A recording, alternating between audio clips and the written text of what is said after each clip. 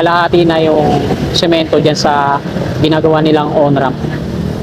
Lalagyan na nila ng support para sa platform.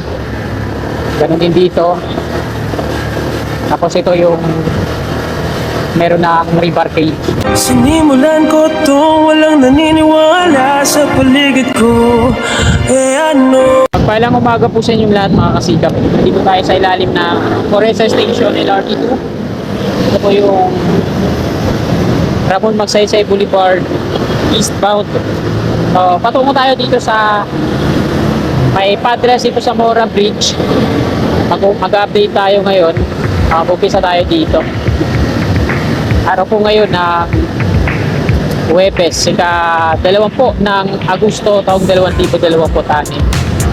Dito dati sa mga taga rito, naalala pa nila mula dito sa may mga hazard marking sa kaliwa. Ito yung dating flyover patungo doon sa unahan. Na ngayon ay yung palatandaan na flyover, mga pipe of foundation tataas, ano? Yan yung level ng flyover dati dito. Tapos ginawa na nila Ramon Magsaysay Interchange ito. Mga pakaliwa patungo dyan sa NLEX Connector.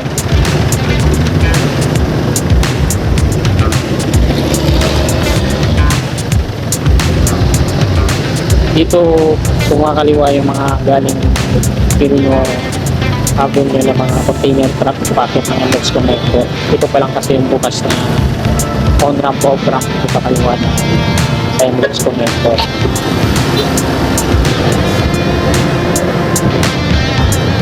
Patungong Santa Mesa, NCR right of way sa kanan. Ito dati yung off-ramp sa part na to. Nakaka-miss din yung dati dito. Ang daming mga na-relocate dyan ng mga poste ng NTCP. Dito tayo sa may Old Santa Mesa, kakanan tayo dyan.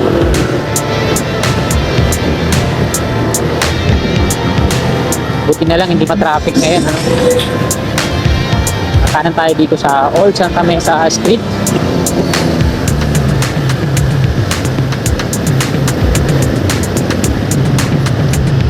Ayan, yung last na update natin dito, grabe, walang galawan yung traffic dito.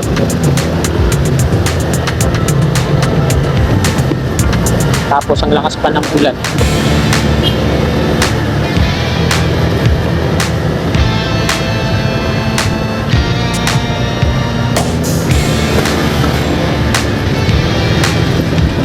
Ito yung pakanan, Teresa Street to. Patungo dyan sa PUP.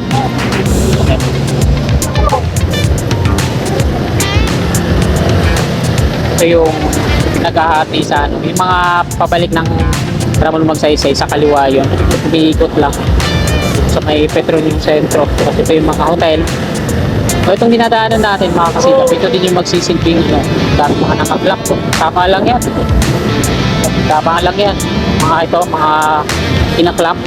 Obstruction kasi yan, nakabalandra dito, napandagdag traffic. So dito sa part na to sa kanan, ito yung magiging entry niya. West Highway. Simentado na pala, no?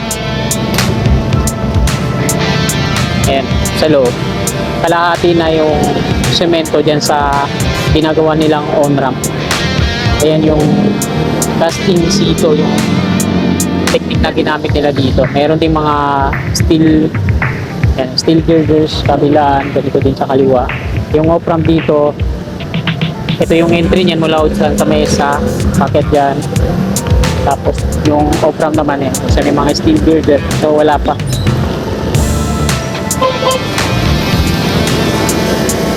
So, yung off-ramp mga kasikap, diretso yan patungo din sa Valenzuela. So, baliktad na, ito na yung one way palabas ng Quirino.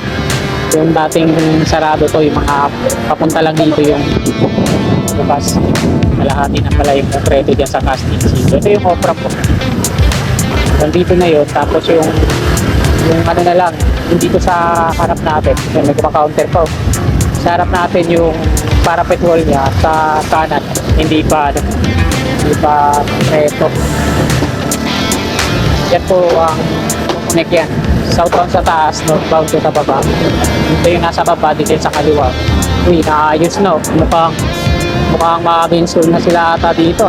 Ayan o, inaayos na yung mga pad. Mga bearing pad ng pagsasalpakan na itong mga steel girders. So inaayos na, ibig sabihin yan, mag-uumpisa na silang mag-install dito, no? Dami yan, mga steel girders. So dito naman sa part na to, patawid na to ng Pasig River. Sa may Padres ito sa Morong River. Lalaki ng mga steel beam. Kasi ito, lalagyan na nila ng support para sa platform. Ganun din dito. Tapos ito yung meron na akong rebar cage sa taas. Kasi ito yung dalawa. Yung, dito na yan sa may Ilog Pasig.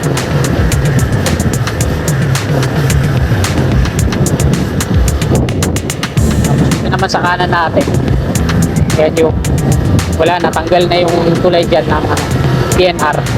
So, hindi na tayo bababa, dire-diretso na tayo. Yung ginagawa nila dito sa kaliwa, mga kasikat, ito, gumawa sila ng tower support kagaya dun sa Salix sa may Fifth Avenue. Ganito din yung ginamit nila, no? Ibig sabihin, mag-ano sila dito, mag-drill, maghuhukay dyan sa gitna. Kasi dun sa Fifth Avenue, itong support nila, rebar cage na itinirik o baka dun yun, ililipat pa ito, ano. Grabe yung malalaking crane na yan. Hindi yata dyan. Kasi highway yan, eh. Baka dito yun. Gagabihin din sa may bandang dito. Meron kasi silang ano dito, pag installa ng ito, dito sa may bandang gitna na to, 60 column 1. Tapos dito pa, dalawa dito yung nasa gitna sila. Ito dito sa may part na to, sa may guardia. Pinadaan yun.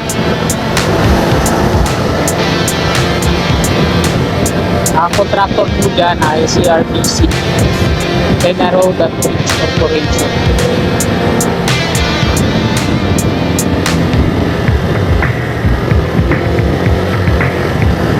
Yan po i-connect yan, yung section 2A. Tapos na yung mga columns dyan. Silipin naman natin dito. Ito yung sa may Pandakan station ng PNR dati. Nandito tayo ngayon sa may flyover palabas ng Quirino. Yung patungo dito sa Santa Mesa, ayun yung sarado, yung dito sa kaliwa. Ayan yung Skyway Stage 3 patungong Buendia. Ayan yung patungong Balintawak. Sa yung mga pier columns na tapos na. Ayan. So dito sa kanan natin, ito yung sa Pandakan Station dati. Ito yung activity na ginagawa ngayon dito ng DMCI Acciona.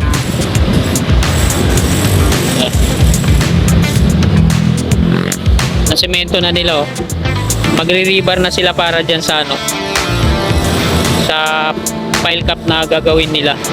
So 4 lang yung piles dito, ganun din doon. Matungo yan doon sa may Paco Station.